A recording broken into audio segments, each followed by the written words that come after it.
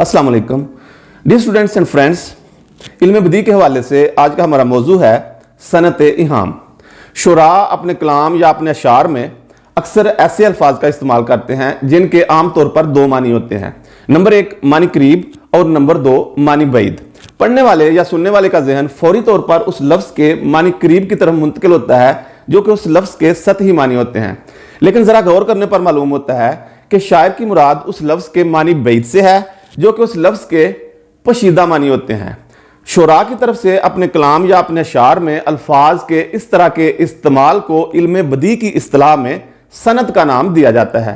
तो आज के लेक्चर में हम ऐसी ही एक सनत इहाम के बारे में पढ़ेंगे। लेकिन शुरू करने से पहले आपसे गुजारिश है कि अगर आप चैनल पर नए हैं और आपने चैनल को सब्सक्राइब नहीं किया तो अभी चैनल को सब्सक्राइब करके बेल आइकन को प्रेस कर दें ताकि आने वाली हर नई वीडियो का नोटिफिकेशन सबसे पहले आप तक पहुंच जाए। और अगर वीडियो अच्छी लगे तो इसको लाइक और शेयर जरूर कीजिएगा। तो आइए आज का लेक्चर शुरू करते हैं।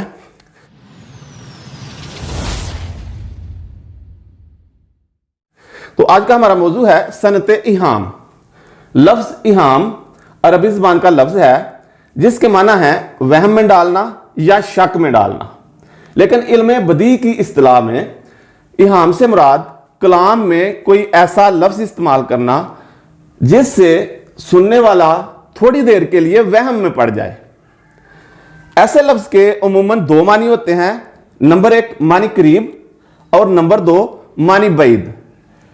सुनने वाले या पढ़ने वाले का जहन फौरी तौर पर उस लफ्ज के मानी करीब की तरफ मुंतकिल होता है जो कि उस लफ्ज के सतही मानी होते हैं, लेकिन जरा गौर करने पर मालूम होता है कि शायर की मुराद उस लफ्ज के माना बैद से है जो कि उस लफ्ज के पशीदा मानी होते हैं। तो इस तरह फौरी तौर पर पढ़ने वाले या सुनने वाले का जहन जो है वो उस लफ्ज के मानी करीब की तरफ मुंतकिल हो जाता है जो कि उस लफ्ज के सतही मानी होते हैं। तो इस तरह एक तरह से पढ़ने वाला जो है वो वहम में पड़ जाता है, लेकिन जरा गौर करने पर मालूम होता है कि शायर की मुराद उस लफ्ज के मानी बैद से है जो कि उस लफ्ज के पोशीदा मानी होते हैं।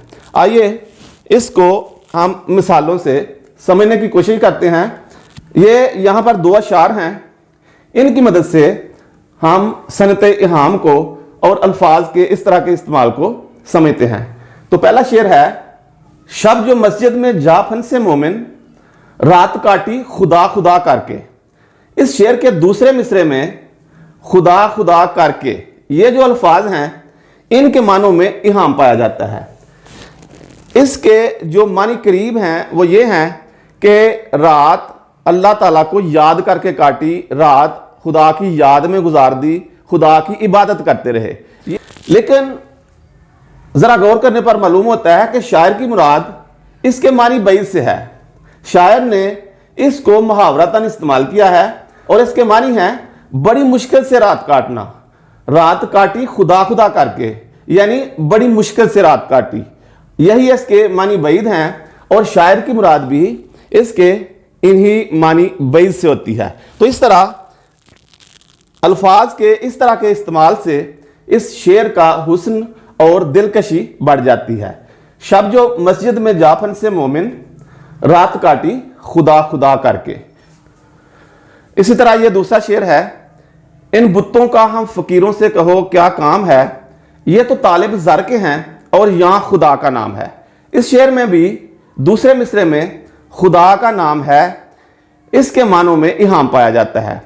पढ़ने वाले का जहन फौरी तौर पर इसके मानी करीब की तरफ मुंतकिल होता है और इसके मानी करीब हैं खुदा का नाम है, यानी हम तो खुदा का नाम लेते हैं, अल्लाह ताला को याद करते हैं, अल्लाह की इबादत करने वाले लोग हैं, फकीर लोग हैं। जबकि गौर करने पर मालूम होता है कि शायर की मुराद इसके मानी बैद से है, खुदा का नाम है, यहाँ का मतलब है यहाँ।